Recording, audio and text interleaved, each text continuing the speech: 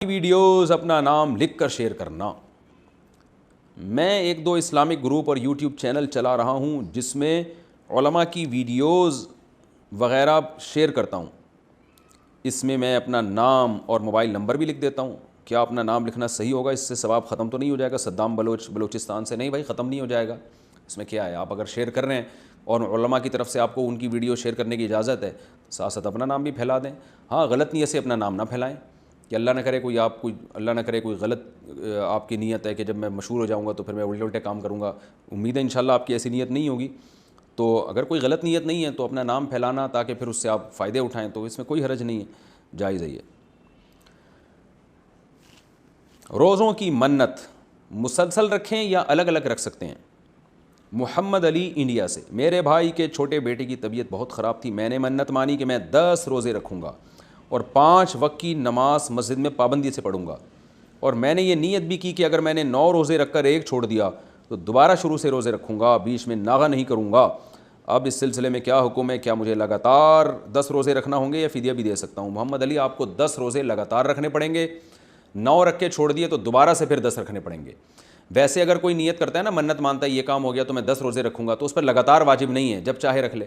لیکن اگر اس کی نیت یہ تھی کہ لگاتار رکھوں گا تو پھر لگاتار رکھنے پڑیں گے، اس میں ایک بھی چھوٹ گیا تو دوبارہ سے 10، اور فدیہ نہیں ہے، آپ کو روزے ہی رکھنے پڑیں گے۔ امامے کا شملہ کیا آدھی کمر سے لمبا رکھ سکتے ہیں؟ میں مشکات کا طالب علم ہوں۔ کچھ دنوں پہلے ایک حدیث آئی کہ امامے کا شملہ نصف کمر سے زیادہ نہیں ہونا چاہیے، جبکہ میں نے یہاں کئی سارے علماء کو دیکھا ہے کہ ان کا شملہ نصف کمر سے لمبا ہوتا ہے۔ اس بارے میں رہنمائی فرمائیں عطاء الرحمن انڈیا سے۔ دیکھیں، شملہ حدیث میں آتا ہے، اس کو لمبا کرنے سے آپ صلی اللہ علیہ وسلم نے منع فرمایا۔ الاسبال فی ثلاثہ، 3 چیزوں میں اسبال حرام ہے، ایک ازار میں، اور ایک قمیض میں، یعنی قمیض کو آپ اتنا لمبا کہ ٹخنوں سے ہو جائے، اور ایک امامے کا شملہ لمبا کرنا۔ لیکن اس کی کوئی مقدار، یعنی شلوار اور قمیض کی مقدار تو حدیث میں آئی ہے کہ ٹخنوں سے اوپر رہیں، لیکن امامے کی کوئی مقدار حدیث میں نہیں آئی ہے۔ تو اس لیے صحیح قول یہی ہے کہ اس میں جب حدیث میں کوئی مقدار نہیں ہے تو عرف میں جس کو لمبا شملہ سمجھا جائے گا وہ لمبا شملہ ہوگا، اور جس کو عرف میں لمبا نہیں سمجھا جائے گا وہ لمبا نہیں ہوگا۔ تو آدھی کمر تک تو آج سبھی رکھتے ہیں۔ تو آج کل جو ہم نے ایک اندازہ لگایا کہ اگر آپ کی جہاں آپ نے شلوار باندھی ہوئی ہے اس سے بھی نیچے اگر شملہ جاتا ہے نا تو دیکھنے میں وہ لمبا لگتا ہے۔ ابھی ظاہر اس بارے میں کوئی حدیث تو نہیں ہے صراحتاً، تو وہ عرفی کا اعتبار ہوگا۔ بعض لوگوں نے گھٹنے تک شملہ کھینچا ہوا ہوتا ہے، گھٹنے تک، تو یہ بالکل حرام ہے، ناجائز ہے، کیونکہ یہ تو واقعی سب کی نظر میں یہ لمبا کہلاتا ہے شملہ۔ تو اگر کوئی کمر کے نیچے حصے تک بھی شملہ لے جاتا ہے تو میرا خیال ہے عرف میں اس کو لمبا نہیں کہتے، اس سے زیادہ اگر لے کے جائے گا تو وہ لمبا لگتا ہے، لیکن اس میں بھی اختلاف رائے ہو سکتا ہے۔ لیکن اگر کوئی گھٹنوں تک شملہ کھینچ کے لے جا رہا ہے تو یہ پھر واقعی، یعنی تو میرا خیال ہے یہ سبھی کو یہ لمبا شملہ لگے گا، یہ بالاتفاق ناجائز ہے۔ تو احتیاط کا تقاضا یہی ہے کہ آدھی کمر تک رکھیں، اور اگر تھوڑا بہت آدھی کمر سے لمبا ہو بھی جاتا ہے تو اس کی بھی گنجائش ہے، اس سے زیادہ پھر لمبا نہ لے کے جایا جائے، کیونکہ اس میں پھر اہل عرف کا بھی اختلاف ہوگا، کچھ اس کو لمبا کہیں گے، کچھ کہیں گے کہ نہیں یہ شملہ چھوٹا ہے، تو ایسے اختلاف سے بچیں۔ اور ایک کنڈیشن وہ آئے گی کہ سب اس کو لمبا شملہ ہی کہیں گے، وہ ہے گھٹنے تک، تو اتنا لمبا کھینچنا یہ بالکل جائز نہیں ہے۔ انڈیا سے افضل قریشی پوچھتے ہیں کہ ہمارے ہاں ایک خاص قوم ہے جس کو قریشی کہا جاتا ہے، اور ان کے ہاں رواج یہ ہے کہ پھوپھی زاد بہن کو سگی بہن سمجھا جاتا ہے اور اس سے نکاح کو غلط سمجھا جاتا ہے۔ میں اپنی پھوپھی زاد بہن سے شادی کرنا چاہتا ہوں، مجھے اس سے بہت زیادہ محبت ہو گئی ہے، اس کے عشق میں پاگل ہو گیا ہوں، تو آپ بتائیں کیا یہ ہماری جو رواج ہے، رسم ہے، یہ ٹھیک ہے؟ جناب افضل قریشی صاحب، یہ جو پھوپھی زاد بہن ہے نا، یہ پھوپھی زاد ہوتی ہے، یہ سگی بہن نہیں ہوتی۔ قرآن مجید میں اللہ تعالیٰ نے پھوپھی زاد بہن سے نکاح کرنے کو حلال قرار دیا ہے، صاف اللہ نے بتایا وہ بناتی عمک، وہ بناتی عماتک، وہ بناتی خالک، وہ بناتی خالاتک، کہ پھوپھی کی بیٹیاں، خالہ کی بیٹیاں، ماموں کی بیٹیاں، چچا کی بیٹیاں، ان سب سے نکاح حلال ہے۔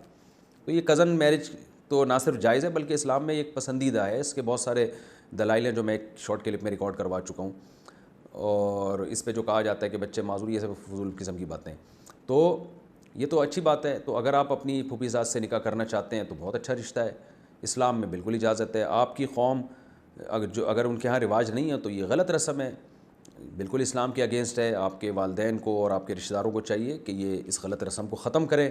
عرب میں منہ بولے بیٹے کی بیوی سے نکاح کو حرام سمجھا جاتا تھا، تو اللہ نے اپنے نبی کا نکاح باقاعدہ کروایا کہ آپ منہ بولے بیٹے کی طلاق یافتہ بیوی سے نکاح کریں آپ، تاکہ عرب میں اس زمانے جاہلیت کا خاتمہ ہو۔ جو زمانہ جاہلیت کی رسم کا. تو آپ کو بھی چاہیے کہ آپ اپنی پھوپھی زاد بہن سے لازمی نکاح کریں. اور آپ چاہ بھی رہے ہیں, آپ کے دل میں لڈو پھوٹ رہے ہیں میرے اس بیان کو سن کے, کیونکہ آپ کو تو عشق سوار ہے, تو آپ تو اسلام کے اس حکم کو بہت پسند کر رہے ہوں گے. نماز بھی پڑھ لیا کریں, روزہ بھی رکھ لیا کریں, اسلام میں اور بھی احکام ہیں, اور پھوپھی زاد بہن سے آپ لازمی شادی کریں. تو میں آپ کی پھوپھی زاد بہن کو بھی ترغیب دیتا ہوں کہ آپ سے نکاح کریں تاکہ اس رسم کا خاتمہ ہو. آپ کے والدین کو بھی ترغیب دیتا ہوں کہ کریں یہاں نکاح تاکہ بری رسم کا خاتمہ ہو. اور آپ کے دل میں جو لڈو پھوٹ رہے ہیں, تو آپ سے دعا کی درخواست ہے کہ ان لڈوؤں میں آپ ہمیں بھی یاد رکھیں. بیوی اولاد نہ چاہے تو شوہر کیا کرے؟ اگر بیوی اولاد نہ چاہے تو کیا کرنا چاہیے؟ میری ایک بیٹی بھی ہے جو 4 سال کی ہے. جب میں بیوی سے کہتا ہوں کہ ایک اور بچہ ہونا چاہیے تو وہ خوش نہیں ہوتی, وہ کہتی مجھے اور نہیں چاہیے, لیکن میں چاہتا ہوں کہ اور بچے ہوں. اس صورت میں مجھے کیا کرنا چاہیے؟ محمد سعد صاحب برطانیہ سے. اگر آپ کی وائف کو کوئی بیماری نہیں ہے خدا نخواستہ, کہ کوئی ماہرین یہ کہہ دیں کہ ان کے بچہ ہوا تو مرنے کا خطرہ ہے یا بہت شدید بیمار ہو جائیں گی, ایسی کوئی بیماری نہیں ہے, تو پھر وائف شوہر کی اجازت کے بغیر اولاد نہیں روک سکتی. نہ تو شوہر اولاد روک سکتا ہے بیوی کی اجازت کے بغیر, نہ بیوی اولاد روک سکتی ہے شوہر کی اجازت کے بغیر. اس لیے کہ نکاح کا جو ایگریمنٹ ہے نا, اس کی بیس اصل میں اولاد ہی ہے. قدرت نے مرد اور عورت کا جو ملاپ رکھا ہے, یہ بلکہ کسی بھی جنس میں, جانوروں میں بھی, پودوں میں بھی, جو نر اور مادہ کا ملاپ ہے نا, وہ اصل میں نسل کو بڑھانے کے لیے, اس کی ریزن ہی یہی ہے, اس کے علاوہ اور اس کی بنیادی وجہ ہے ہی نہیں کوئی. تو حتیٰ کہ نبی صلی اللہ علیہ وسلم نے جو صحابہ کو نکاح کے بغیر زندگی گزارنے سے روکا, اس کی وجہ بھی یہی ہے کہ یہ چیز نسل روکنے کا ذریعہ بنتی ہے. تو تبھی محدثین نے جو باب باندھا ہے نا نکاح کے فضائل پر, اس میں یہ کہ باب العلت التی نہی من اجلہ التبتل, اس ریزن کا بیان, اس وجہ کا بیان جس کی وجہ سے نکاح کے بغیر زندگی گزارنے سے منع کیا. تو اس میں یہ لکھتے ہیں, یہ حدیث لے کر آئے ہیں کہ اس کی بنیادی وجہ کیا ہے, جو آپ صلی اللہ علیہ وسلم نے فرمایا تزوجوا, نکاح کرو فإنی مباہی بکم الامم, اس لیے کہ نکاح کرو گے تو نسل بڑھے گی اور میں تمہاری کثرت پہ فخر کروں گا. اس میں لوگوں نے ٹوپی ڈرامہ شروع کر دیا ہے کہ کوانٹٹی مقصد نہیں, اصل میں تو کوالٹی ہے. تو کوانٹٹی اور کوالٹی ایک دوسرے کے منافی نہیں ہیں. یعنی یہ بات ہی غلط ہے کہ بچے زیادہ ہوں گے تو تربیت نہیں ہوگی, ایسی کوئی کہانی نہیں ہے. بچے زیادہ ہوتے ہیں تو وہ ایک دوسرے کی تربیت بھی کر رہے ہوتے ہیں, اور جب بچے زیادہ ہوتے ہیں تو ایک دم سے نہیں ہو جاتے برساتی مینڈکوں کی طرح. جب مثلا کسی کا چوتھا بچہ ہوا ہے تو ظاہر ہے پہلا بڑا ہو گیا ہوگا نا اس وقت تک, تو ایسا نہیں ہو جاتا کہ ایک دم سے ہو جائیں. تو یہ سب پروپیگنڈا کیا گیا ہے. تو نکاح کا جو بنیادی مقصد ہے وہ ہے ہی نسل بڑھانا, وہ ہے ہی اولاد, اور یہ نیچر نے متعین کیا ہے. اس میں یہ کہنا کہ فلاں قوم یہ کہتی ہے, یہ فیملی پلاننگ والے یہ کہتے ہیں, یہ سب بالکل فضول باتیں ہیں, اس لیے کہ یہ آپ کو نیچر سے ہٹا رہے ہیں. تو ہر آدمی کو بھی اولاد کی ضرورت ہے, ہر عورت کو بھی اولاد کی ضرورت ہے, اور اس کے لیے ایگریمنٹ ہوتا ہے, دونوں ایک دوسرے سے نکاح کرتے ہیں اور اس کے نتیجے میں خاندان آباد ہوتا ہے. تو یعنی یہ اللہ کا بنایا ہوا نظام ہے, اس کو چینج نہیں کیا جا سکتا. اس لیے فقہا نے یہ بات بیان کی ہے, کیونکہ اسلام دین فطرت ہے, کہ جب نکاح ہی اس وجہ سے ہوا ہے تو اب دونوں میں سے کسی کو پرمیشن نہیں ہے کہ وہ ایک دوسرے کی اجازت کے بغیر اولاد روک لیں, کیونکہ یہ ایگریمنٹ کی مخالفت ہو رہی ہے. یہ اس کی مثال ایسے جیسے نکاح ہو گیا اور عورت رخصتی نہیں پہ آمادہ نہیں ہے, تو بھائی نکاح کا تو مقصد یہ تھا کہ اب عورت رخصتی کر کے شوہر کے گھر میں آئے گی, وہ نہیں آ رہی تو پھر نکاح کس بات کا نکاح ہے. تو اسی طرح جب نکاح ہو گیا تو اب یہ ایگریمنٹ خود بخود ہو گیا ہے کہ ہم اولاد دونوں پیدا کریں گے, اور اگر کسی ضرورت سے اولاد روکنی ہے تو دونوں کی رضا سے رکے گی اولاد. تو اس لیے نہ تو شوہر کے لیے جائز ہے کہ اگر بیوی اولاد چاہتی ہے تو شوہر اولاد نہیں روک سکتا. بہت سے ایسے کیسز آتے ہیں کہ عورت اولاد چاہتی ہے مگر شوہر نہیں ہونے دے رہا اولاد. خاص طور پہ دوسری شادی میں ایسے کیسز بہت آتے ہیں کہ مرد کہتے ہیں مجھے اولاد نہیں چاہیے, جبکہ عورت کو اولاد چاہیے ہوتی ہے. تو بلکہ یہاں تک بھی ہے کہ اگر عورت نے پہلے ایگریمنٹ بھی کر لیا نا کہ میں دوسری شادی کر رہی ہوں اس بیس پہ کہ مجھے اولاد نہیں چاہیے, اور بعد میں وہ کہتی ہے اب چاہیے, تو پھر شوہر پھر بھی اولاد نہیں روک سکتا. تو جیسے عورت کو اولاد چاہیے تو شوہر اولاد نہیں روک سکتا, تو اسی طرح شوہر کو اولاد چاہیے تو عورت اولاد نہیں روک سکتی. تو گناہ گار ہو رہی ہیں, آپ اپنی وائف کو سمجھائیں. اور اصل میں پروپیگنڈا بہت کیا گیا ہے نا, تو اس پروپیگنڈے سے آج کل خواتین متاثر ہیں. تو ان کو بتائیں کہ اسی میں آپ کی صحت بھی ہے, آپ کی صحت بھی اچھی ہو جائے گی, اور آپ کو اللہ کی طرف سے ایک سہارا ملے گا, بڑھاپے کا سہارا ملے گا. گھر ابھی تو جوانی ہے, تو جوانی میں تو جو ہے نا سوچیں کچھ اور ہوتی ہیں, لیکن یہ جوانی ڈھلکنے میں ٹائم نہیں لگتا, اور خواتین کی تو جوانی بہت جلدی ختم ہو جاتی ہے. یہ بات خواتین سن کے غصہ تو بہت کرتی ہیں, لیکن حقیقت یہی ہے کہ عورت پہ جوانی بہت جلدی ختم ہوتی ہے. تو اس کو تو اولاد کی ضرورت زیادہ ہے تاکہ اس کا گھر بھرا ہوا ہو, بچے بیٹے ہوں, بیٹیاں ہوں, بہویں ہوں, پوتے نواسے ہوں, لیکن وہ ان کو وہ لگ رہا ہوتا ہے کہ ہم جیسے ابھی ہیں قیامت تک ایسے ہی رہیں گے، تو ایسا نہیں ہوتا بھائی.